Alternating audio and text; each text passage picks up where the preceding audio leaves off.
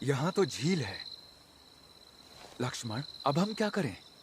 भैया वहां कोई दिख रहा है, चलिए उससे सुग्रीव के बारे में पूछते हैं। हाँ ठीक है।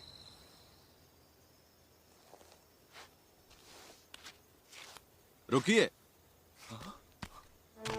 कपड़े तो आपने मुनियों के पहने हैं, लेकिन आप दोनों के चेहरे से राजकुमारों का आभास होता है। प्रकृति भी हमारे साथ अद्भुत खेल खेलती है और हम सबको उस खेल में अलग अलग पात्र निभाने का अवसर मिलता है, जैसे किसी रंगमंच की कठपुतलियां हों। मैंने कभी नहीं सोचा था कि इस घने जंगल में आप जैसे ज्ञानी से हमारी भेंट होगी। मैं हूँ राम और ये है मेरा छोटा भाई लक्ष्मण। हम अयोध्या नरेश महाराज दशरथ के पुत्र हैं। हम दोनों भाई मेरी पत्नी सीता को खोज रहे हैं। किसी दुष्ट राक्षस ने उसका हरण कर लिया है। हम नहीं जानते कि वो उसे कहाँ ले गया। मैंने अवश्य कुछ पुण्य किए होंगे जो मुझे साक्षात अयोध्या के राजकुमार राम के दर्शन हुए। आपको अपना परिचय करवा देता हूँ। मैं हूँ हनुमान और मैं महाराजा सुग्रीव का मंत्री हूँ। लक्ष्मण, सच में नियति स्वयं हमारा मार्गदर्शन कर रही है। तभी तो देखो, महाराज सुग्रीव के ही दूत हनुमान मार्गदर्शक बनकर हमारे सामने आ गए हैं।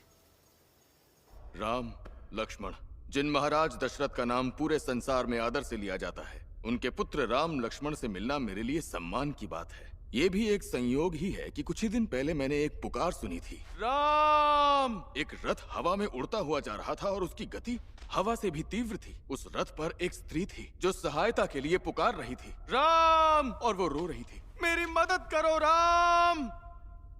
जब वो चीख रही थी, एक छोटी सी पोटली भी उसने नीचे फेंकी थी, जिसे हमने संभाल कर रखा है। कहाँ है वो? कहाँ है वो? ओह, ये देखो लक्ष्मण, ये सीता का ही वस्त्र है। ये कंगन और ये मणि भी। ओह सीता, मेरी सीता। धीरज रखिए भैया। राम, अभी ये शोक करने का समय नहीं है। शीघ्र ही कोई निर्णय लेना होगा। मैं सीता को बचाने का हर संभव प्रयास करूंगा।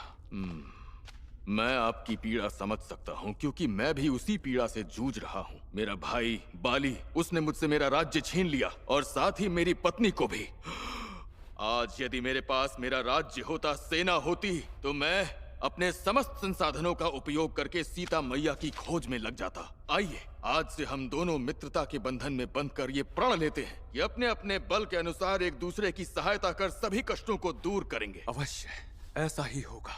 समय पड़ने पर मित्र के लिए अपना सुख, संपत्ति, वैभव, यहाँ तक कि अपना जीवन भी त्यागना पड़े तो संकोच नहीं होगा। आज से